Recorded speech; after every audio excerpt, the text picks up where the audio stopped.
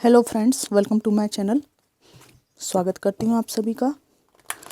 आज हम आपके जो भी पर्सन हैं, जिनके भी बारे में आप जानना चाहते हैं, उनकी करंट फीलिंग्स देख रहे हैं। ये एक जनरल कलेक्टिव टाइमलेस रीडिंग है। जब भी आप देखेंगे कुछ पार्ट्स इसके रेजोनेट कर सकते हैं।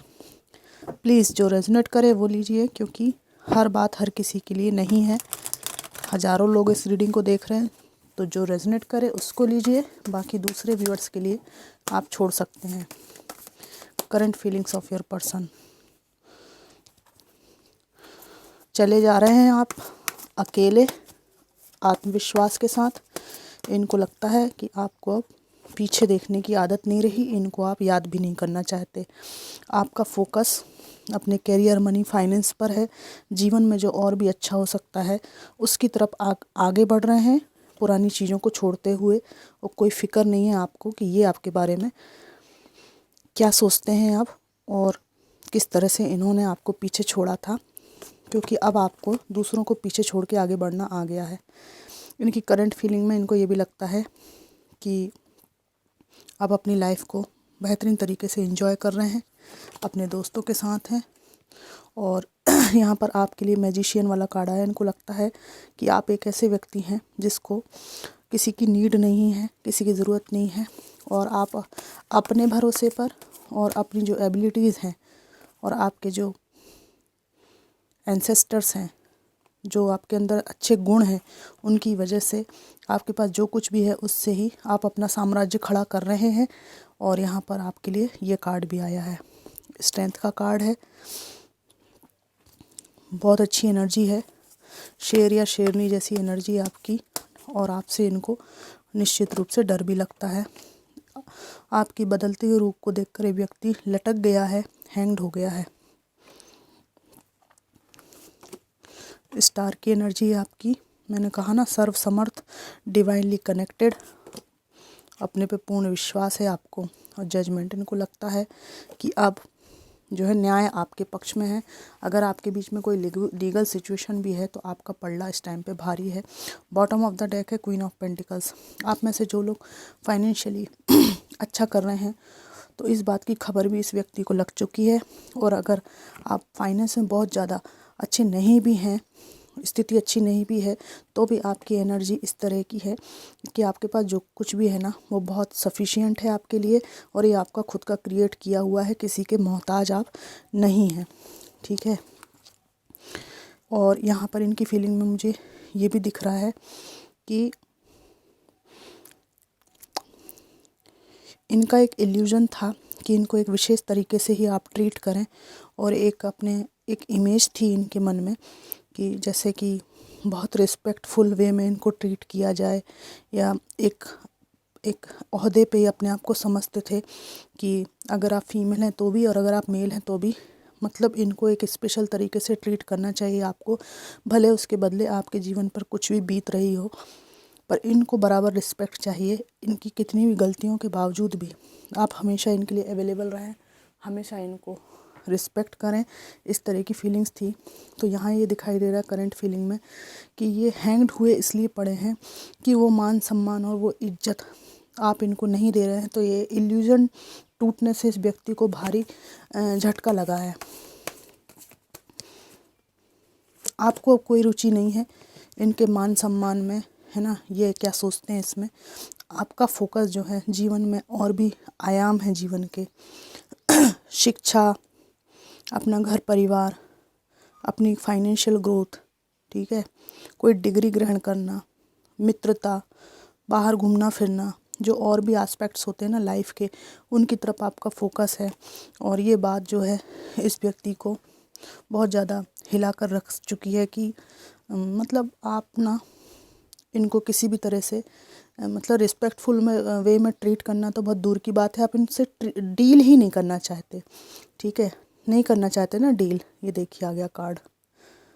पास्ट में जो कुछ भी हो चुका है, इमोशंस हों, प्रलोभन हो, इन आउट हो, जो भी हो चुका पास्ट में, और जो भी टॉक्सिक चीज़ें हैं पास्ट की, ये दोनों लड़ रहे हैं। इन सब चीज़ों से आपने मुंह फेर लिया है कि आप अच्छे से रहो या लड़के रहो, हु केयर्स, मुझे कोई मतलब नहीं है। मतलब कुल मिला के आपका इंटरेस्ट चला गया है इनकी करंट फीलिंग में इनको ये भी लगता है कि आपके साथ ये जो रिश्ता था ये टोटली ख़त्म हो चुका है पूरी तरह से। इनको एहसास है इस रिश्ते के टूटने का, और इसके बाद से इनको आप बहुत आकर्षित कर रहे हो, क्योंकि आपके जैसा फैमिली पर्सन, एक मदरली नेचर वाला पर्सन, अगर आप मेल भी हैं तो भी आप एक ऐसे व्यक्ति हैं जिसके मन में दूसरों के प्रति कोई दो दंश नहीं है। अपने लोगों को लेके चलना, समाज के लोगों को लेके चलना, सबकी खैरियत मांगना, सबके लिए दुआएं मांगना, ये सब आपका नेचर है। और अगर आप फीमेल हैं तो फिर तो आप मतलब बहुत ही ज़्यादा मदरली काइंड, ठीक है। पशु प्रेमी हैं आप में से कई लोग, पक्षियों को प्रेम करते हैं, यहाँ पे आया है। बच्चों से बहुत अच्छे से आप डील करते हैं। ये आपका कॉन्फिडेंस देखकर व्यक्ति बहुत अचंभित है और परेशान भी है, ठीक है। जो मेल्स इस रीडिंग को देख रहे हैं उनके लिए एक स्पेशल मैसेज आया है। आप लोग फीमेल भी हो सकते हैं, मेल भी हो सकते हैं, दोनों के लिए एनर्जी हो सकती है ये, कि वर्तमान में आपका ध्यान अपनी किसी हायर स्टडीज़ पर बहुत ज़्यादा है, और इस व्यक्ति ने उस टारगेट को फाइट करने से आपको काफ़ी डिस्टर्ब किया है, काफ़ी दिक्कत पैदा की है, ठीक है। लेकिन आप अपने पैशन को फॉलो कर रहे हैं, और आप एक ऐसे एज ग्रुप में हैं जो एक मैच्योर एनर्जी में आता है। आपकी उम्र कम भी हो तो भी आप एक मैच्योर एनर्जी में हैं, जो 35 से 40 की एक मैच्योर एनर्जी होती है ना, उसमें आप हैं। आपको अच्छी तरह से पता चल गया है कि ये व्यक्ति मुझे फंसाए हुए है फालतू की चीज़ों में, जिससे मैं अपने लाइफ पर्पस से फिसल रहा हूँ या फिसल चुका हूँ। अब मुझे अपने पर्पस पर वापस आना है, और आप उस पर्पस पर वापस आ रहे हैं। ये एनर्जी को ये व्यक्ति फील कर रहे हैं। ये भी हो सकता है कि इनको कहीं से आपके बारे में जानकारी मिल रही है।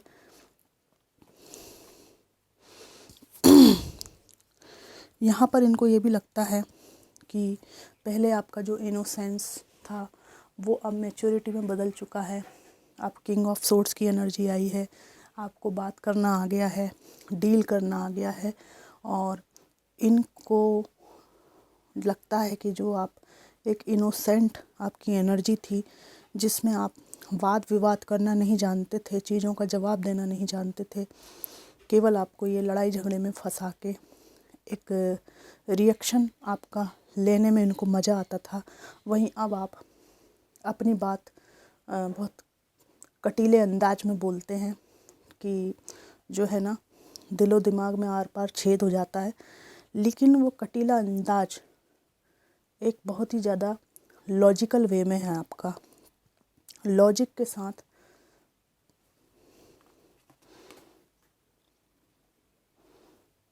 ठीक है, लॉजिक के साथ